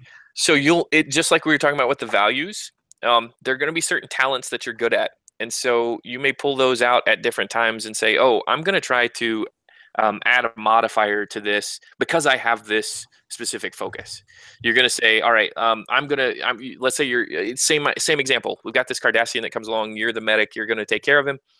And you've never taken care of a Cardassian before, but you have a xenobiology as one of your focuses. Well, that means that you're going to know more about alien species than somebody who doesn't have that. So you get a modifier to that role, and your chance of success is a lot higher. And that's up to you. Yeah, I mean, it's going to be up to both of us. I mean, this is this is one of those where if you come up and you say, "All right, I'm going to use xenobiology to determine if I can fix this turbo lift," I'm going to look at you and laugh because unless the turbo lift was designed by an alien.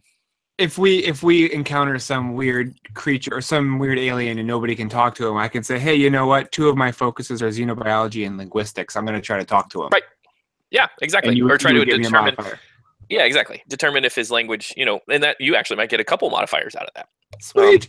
All right. So, there's something to be said for that. If that ever happens, right now I can tell you ahead of time that I don't have that planned. It doesn't mean it might not get rolled in, but. All right. So this for the career event, you said we roll twice? Yep, you roll twice. And then you pick, and technically you could roll 4 or 5 times if you don't like the second one. I'm putting myself in conflict with my values with my choices. Is that cool? It's cool as long as you don't care. I think it would be kind of fun. So we roll twice and we get all the attributes and disciplines from both those rolls. Yeah, you get 1 attribute and 1 discipline, or I'm sorry, 2 attributes and 2 disciplines, and then 2 focuses. Good. What'd you get? Serious injury. Oh, I was seriously hurt. I needed to spend a considerable amount of time recovering. Maybe it could have been from that creature. Hey, there you go. And I just demoted myself. You demoted yourself? Yeah, because I chose my career events were death of a friend and calling out a superior, which I made related. That is pretty good. Yeah. Oh, you'll appreciate this. For my discipline, it says being surrounded by doctors for a long time increased the character's medicine by 1. I don't think that's how that works. I'm not a doctor, but I played one on television. Exactly. Oh, I don't think that's how I learned to be a doctor. Well, technically it is. It's just it's usually more focused than that. Because I did spend a whole lot of time around other doctors to learn how to be a doctor. It's the problem with being a doctor. That you have to spend so much time with doctors? Yeah. We're a bunch of jerks. No. So, in terms of... That's funny. So that means that your medicine's like, what, at 3 right now? It is, yeah. Okay. So that's going to be your secondary skill most likely at this point. My fitness is at a 3 too, so I'm a real fit doctor. That's a good idea. That's actually, we'd like them to be that way. We aren't all that way. So we can gain a trait. Where are my traits? Oh, it's up here. Yeah, so there's a whole section. Sorry. There is a whole section of traits. That's the stuff that... Oh, wait, that's talents. Never mind. I was mixing my words up. So right now, my only trait is Bajoran. It's not... Yeah, I was going to say, the trait thing... Where does it say gain a trait? For serious injury, it says that I may gain a trait which should reflect some lasting effect of my injury. Whoa. Sorry. It's the only one of these that has that, I think. Okay. So that's why I can get a prosthetic implant. You can, and that's actually what I was getting ready to say is you can have a disability that's a trait. So like you have a speech impediment or you're mute or whatever. Or you come to our first game wearing a banana clip on your face.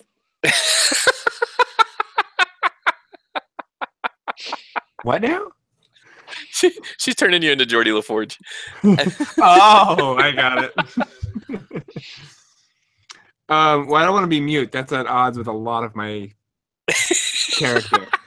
You have to sign everything. Yeah, I like the prosthetic implant. But again, is this like my value? Do I just make this up? Yeah. Basically, this is something that's a defining characteristic for you. So let's say that you have a,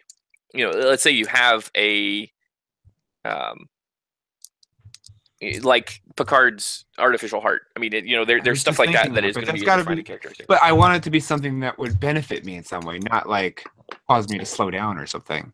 Yeah, but it can be one of those things where, because it's a trait, you have to, you don't want to be Superman, you want to be Batman. So the whole idea here is you want to have something that can potentially get in the way without really causing a ton of trouble, but can lead to some interesting kind of role play. That's really what you want to do with these. Could it be like because Bajorans have that little wrinkle on their nose? That's the only way that they're not human. Could it be like my damage was that like your nose got broken and you no longer have your ridge? Yeah, so I'm a Bajoran, but I don't have that little wrinkly ridge because I got like facial damage. So that's I can like pass. Being a Wookiee with a head injury who can't speak Shriwook anymore. Yeah. Right. So like I can pass for not Bajoran. Yeah, I think that's cool. The other thing I was thinking is maybe you got your earrings ripped out, and so now your nose and your ear are... No, you got a notched ear. I'm going to do the no bumpy nose. No nasal bridge. There you go. That sounds better. No nasal ridging. No nasal ridge. All right. Cool. All right. And then you need to... Did you get your 2 focuses too? Yes, I did. Okay. Your foci, sorry. Well, I only got 1 focus for a serious injury. You should get 1 for each. Yeah, I got 1 for each. All right, so I'm done. Sherry, did you get all yours put together? Ooh, finishing touches. Yeah, so this is actually, there's a lot of stuff here. So you get another value. You get +1 to 2 different attributes, +1 to 2 disciplines. Oh my God. And so these are, and this is where you're going to put in a bunch of details and stuff like your name and, that kind of stuff. So the personal detail kind of stuff. And it gives you some naming conventions for the different species and stuff too. So, okay. So it says we receive 1 final value, but that 1 value must be a relationship connecting the character to another character in the crew or to another organization or culture in some way. So if we don't already have that as a value, they're saying that this one has to be that? Correct. But if you do, then it can be something else. Correct.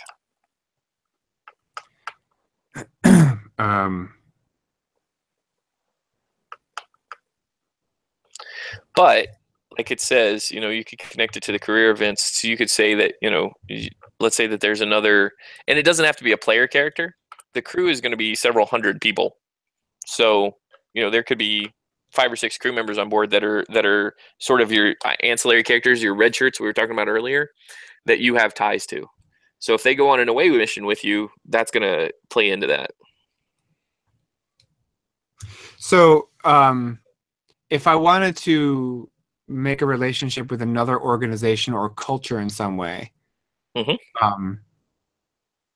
I mean, what would that entail? Could I just say like, "Oh, I'm..." Go ahead.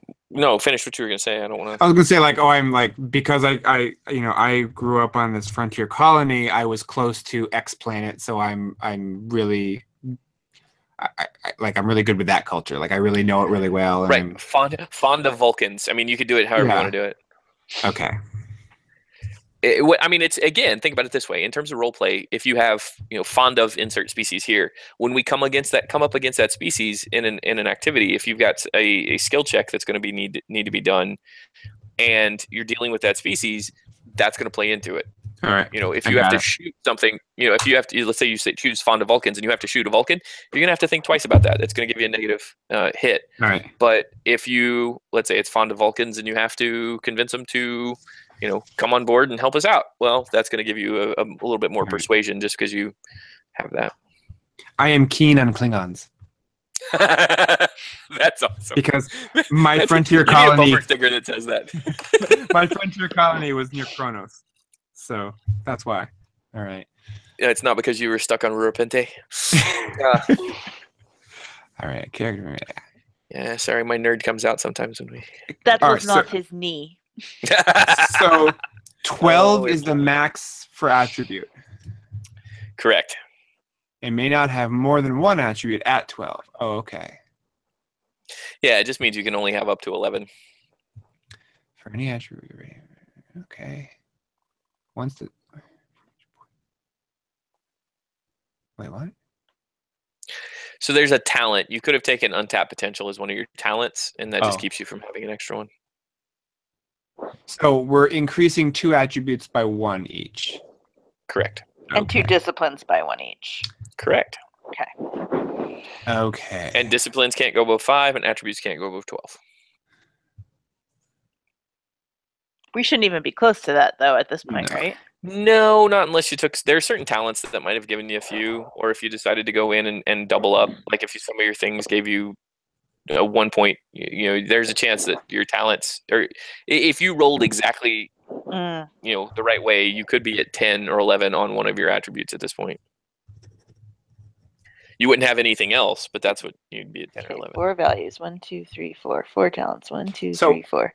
5 is the max for disciplines.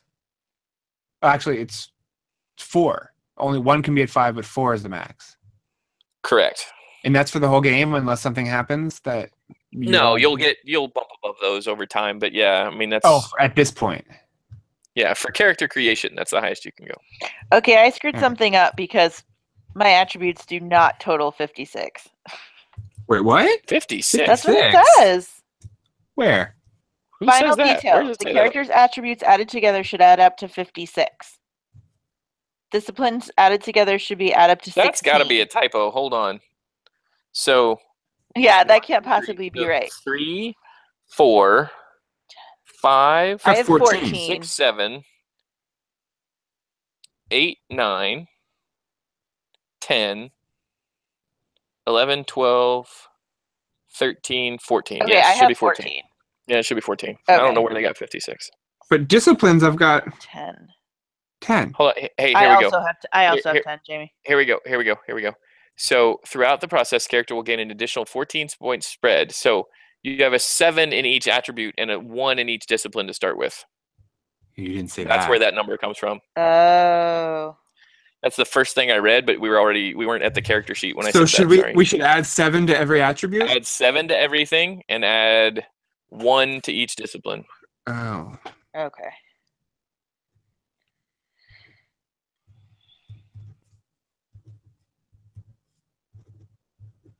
And then knock things off and move them to something else that isn't at that level. But okay, I'm not at 11 with any of my attributes. Yeah, if you're over 12 or over 4. Okay. Oh, we had 1 to each, right? Correct. All right. Oh yeah, my command is at max. But one of those disciplines can be 5, correct? Correct. All right. That's where I am. Okay. Okay. I have 4 values. I have 4 values. 4 talents, which I do. 6 foci, which I do. A character has stress equal to their fitness attribute. I only have 5 foci. Did you miss the last 2? I may have. So there should have been 1 focus with each of your events.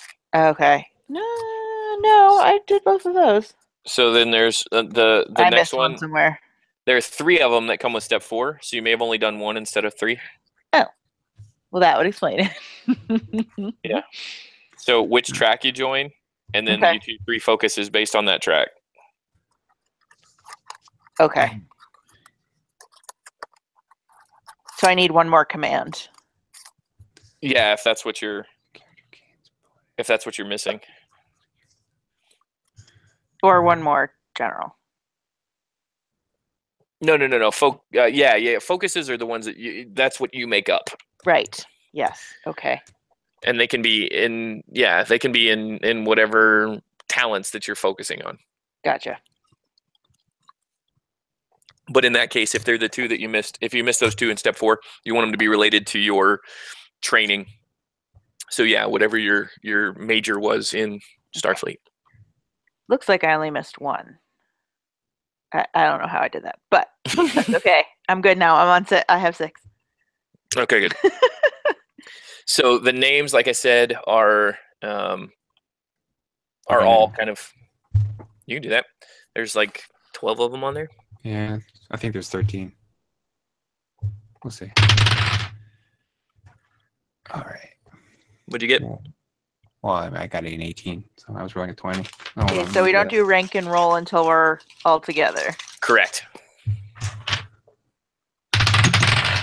All right, so 3. So my family name is Farron. And my man... Anathis. Farron Anathis.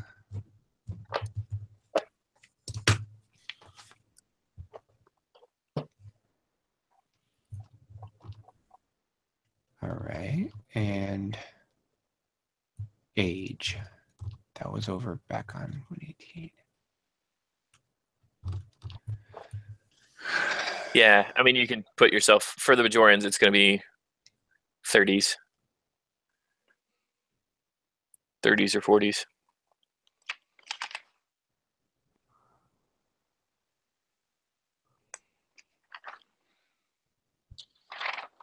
All right, but if I'm an experienced officer, so I should probably be like late 30s, right? Yeah, somewhere in there. All right, I'm just gonna say my own. And we don't actually have anywhere to write this, right? Character sheet has some of that stuff. Like some up of at it, the top, yeah. Up at the top, you've got your kind of location for some of that stuff. So if Jamie and I are about the same relative age, that makes me like, what, like 80? Yeah, somewhere around 100. All right. Department? So that's going to be one of those things where it's going to be a little bit more it's going to be related to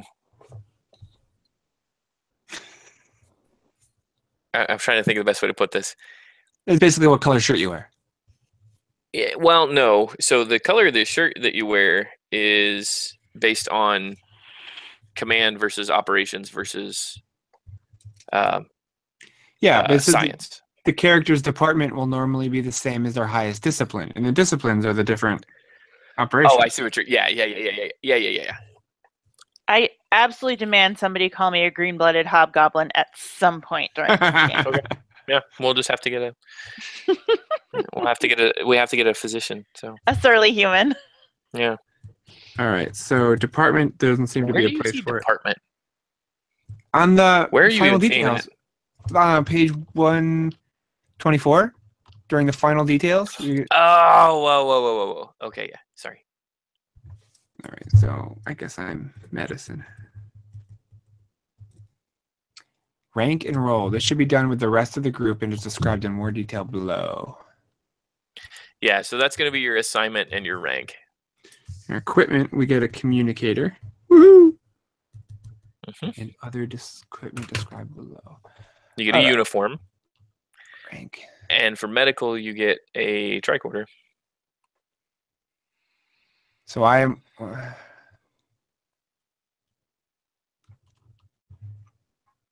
Oh, okay. Hold on. We skip rank and roll. We're doing equipment. So I get uniform. Yeah, rank and roll. Yeah. Tricorder. Yep, a phaser. But that's you don't get to use it as much. And then tools, so you can have the attachment for your tricorder that goes. Woo, woo, woo, woo, woo, woo. All right. So we kind of all start with the same stuff, it looks like. Yeah, I mean, everybody's got the same stuff. In the age of the replicator, nobody has, anything fancy. All right. So how do we do rank and roll? When we're all together, we'll kind of roll it down. Oh, I see. Because it'll depend on who, what kind of roles people have gotten based on their characters. Okay. And assignment on the top of the. Yeah, that's gonna be your rank and roll. That's the rank and roll. I got it. Yeah, Okay. so like you'll be like, since you've got such a high medic, you're probably gonna be a chief medical officer essentially. Okay. And since you're chief medical officer, that's gonna be your assignment. Okay. Oh, and so if I have a 5 in command, I'm probably a commander or a captain, right? Yeah, lieutenant commander, commander. somewhere in that. Since I was demoted, demoted myself. Yeah, exactly. I've decided that the really foreign alien that I had that encounter with was a godlike space butterfly. Oh, did it nicely smooth away your nose ridges? No, man, awesome. It whipped me in the face with his wings. I thought maybe it had the little proboscis that whipped out and just like flicked you across the nose with it. Okay, so are we done? Basically, until we get everybody else together. That was kind of painless. That was super easy, actually. It's really straightforward, and I feel bad for Sam because it sounds like she had a lot of things that were frustrating her. Because this really, like I said, that's why I chose to do it this way, because it really is so much easier. I think she's baseline stressed out. I don't necessarily think it was this by itself. Yeah. She has a lot going on. Good. So, yeah, this was way easier than Star Wars one. Oh yeah, well, there's a lot of math in those, and it's just the system. This system is a lot more storyteller, and so this is very similar to Fate. Now that I've read through Fate, a couple months, like a month back, this system is more. You have an idea, you have a concept, and then that concept is kind of what informs the role play. That way, you're not having to stop and say, okay, who's got a 12 in coercion or whatever. You can say, all right, in this case, because I'm doing this, I'm going to use this trait. And if you don't have a trait, then you just roll the roll. So you get to drive the story more. Yeah, exactly. I mean, it's you coming up with what you think is best for the story versus. Trying to rely on a table. Yeah, trying to rely on a table. If you don't have somebody that has the trait, then you just get the basic bonuses. And so it doesn't have to be because everybody, and that's the other thing that was really cool about this, is because everybody is trained through Starfleet, because that's the way this is set up. Everybody's got that base training in all of the disciplines. You've got a little bit of everything. Mm-hmm. So even if you don't add things to certain areas, you're still going to have some, no matter what. Cool. They really streamlined it, which is nice. So. Yeah, I mean, I could mostly follow this, which is usually not a thing that I can do. Well, so. and you never have to go. Yeah, it's not like you're doing. That's the other thing with the Star Wars is the building the dice pools and stuff. You have to know which things are going to get boosted, and then they rely on 2 different traits, not just one. And yeah, this is just, you get a bonus if you've got a specific thing that you can add a bonus with, and if you don't, then you just roll your roll, and it's actually pretty cool. So very straightforward. I like it. A lot more about the stories, which the story that I've already started, that I've got put together through a certain point, and like Mike, I'm trying to. I've probably got 6 months worth of story here, but it feels like it's going to be one night. So we'll see. Yeah. But very cool. But no, so that very straightforward for character creation, and I thought that would be a cool thing to kind of get everybody on board and spend time kind of hanging out, because it really is just that fast, and not fast, like easy, I guess I should say. Easy, yeah. Well, cool. I hope you guys don't play it too much while I'm gone. No, don't worry. I doubt that we'll have everybody. I'm gonna have to do this again with another round, and then make sure everybody's together. And then when you get back, will be the time that we probably do our first session. So sweet. Good. Hey. Put it off for another 7 weeks. I was saying we might get one in between then, because we usually run every 3 weeks or so. So awesome. Yeah, that was good. Yeah, thank you. Yeah, thanks, Jerry. if we can get more people. Yeah, hey, I'm excited. This is, like I said, this system is more for storytelling, and we've got a whole bunch of storytellers. So I want to see what happens. That's why I like these kinds of games. Yeah, this should be a lot of fun. All right. Well, you guys have a good night, and Thanks. I will talk to you all of a sudden. Cool. Okay. Take care. All right, we check.